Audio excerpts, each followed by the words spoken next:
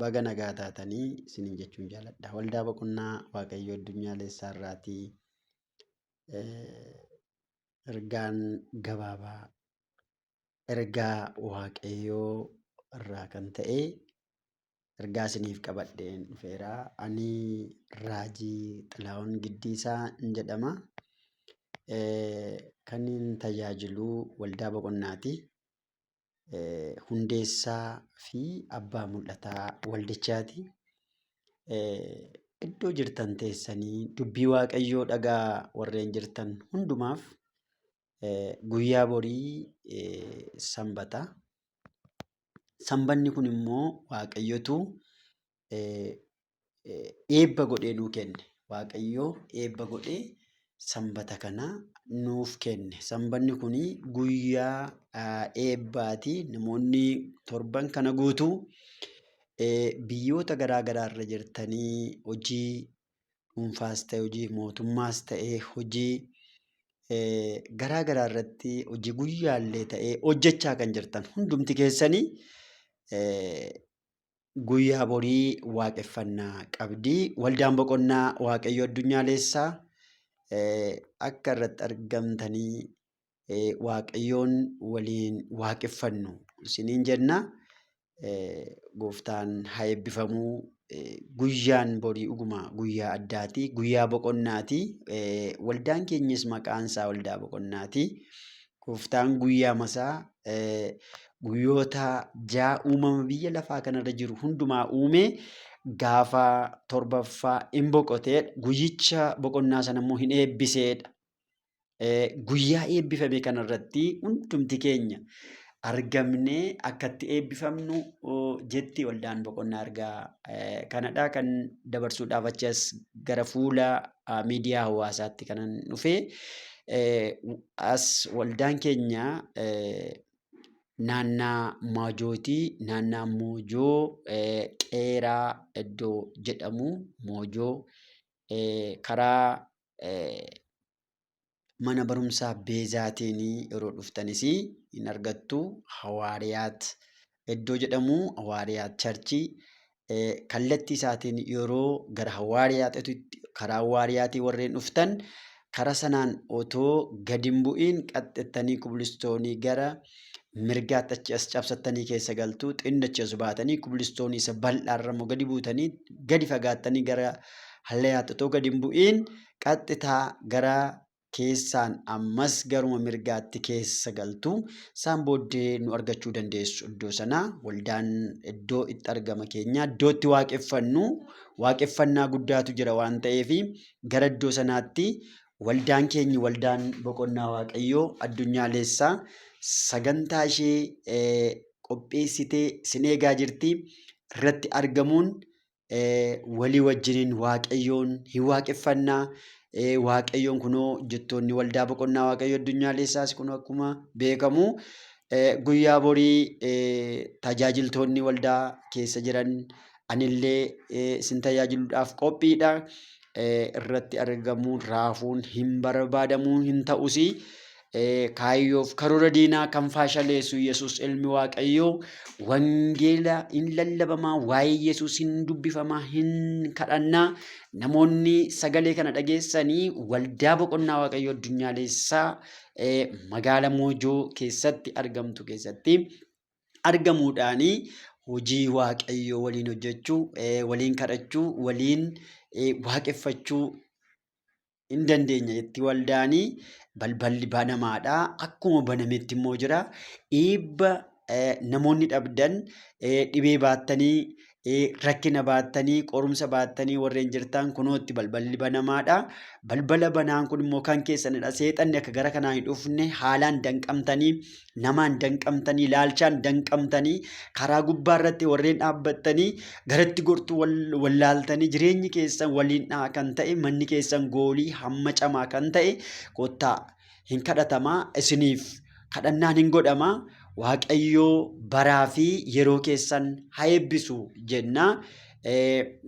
Waaqayyoo iddoo kanatti alaaf keessaan waldaan boqonnaa Waaqayyoo Addunyaalessaa kadhata ishee bal'inaan kennaa jirti. Karaa yuutuubiidhaan karaa tiiktookkiidhaan karaa garaagaraan uummata ishee bira gahaa jirti. Kanaafiyyuu isin immoo naannaa waldaa kanaa warreen jirtan dibaan dibaarra warreen jirtan moojoo keessa warreen jirtan naannaa moojoo sagalee kana dhagaa kan jirtan battaluma ergaa kana dhageessan irraa kan ka'e gara waldaa boqonnaatti dhibee keessaa dhibee beekamu dhibee hin beekamin kottaa Waaqayyoo fayyisaadha. Fayyinni isiniif hin ta'a. Waaqayyoo fayyina hin kenna. Seexanaan kan lolamtan yaada garaa garaatiin kan lolamtan kottaa itti fayyaa jetti waldaan kun balballi ishee banameetu akkuma jirutti jira. Kottaa itti fayyaa warreen birrii naman fayyisu qabeenya qabaachuun naman fayyisu garuu Yesuusin qabaachuun nama fayyisaa.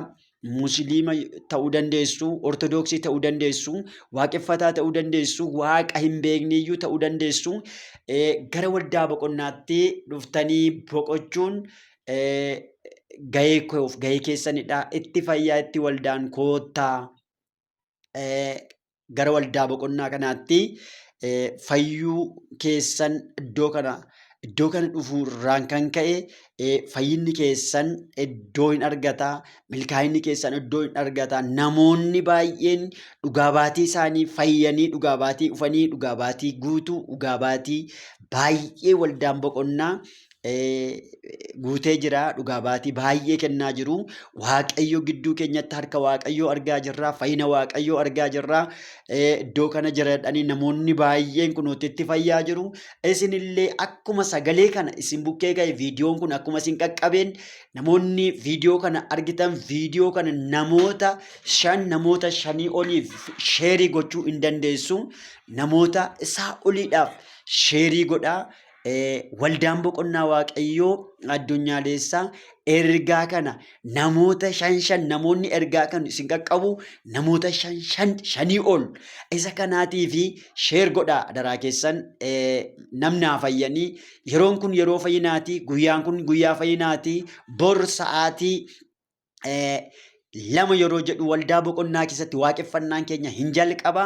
Namoonni viidiyoo kana argitanii dhageessanii dargaggoonni waldaa boqonnaa waaqeffannaan akkuma jirutti hin jira.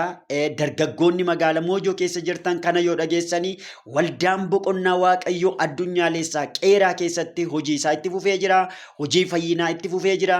Hojii Waaqayyoo bal'inaan hojjechaa jira. Hojjettoonni waldaa keessaa isin eegu.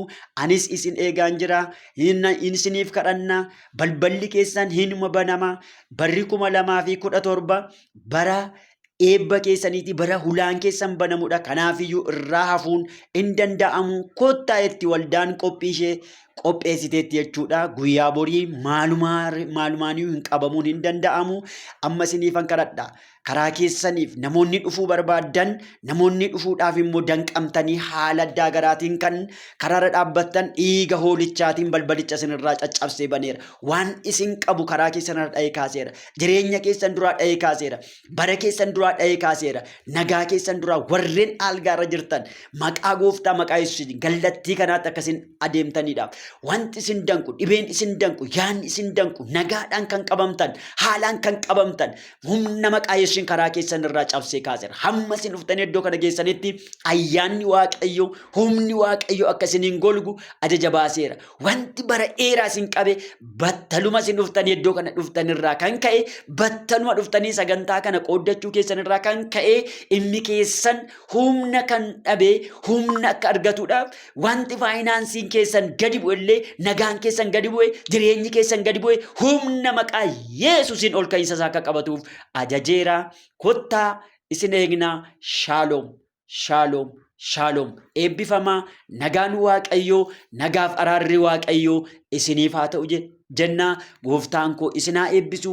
Karaa keessaniif nagaa, jireenya keessaniif nagaa. Guyyaan borii guyyaa keenyadha. Guyyaa boqonnaa keenyaati. Guyyaa itti eebbi keenyatti baanudha. Gooftaan isin haa eebbisu. Nagaaf araarri Waaqayyoo, nagaaf boqonnaan gooftaa isiniif haa ta'u jennaa. Eebbifamaa. Halkan gaarii.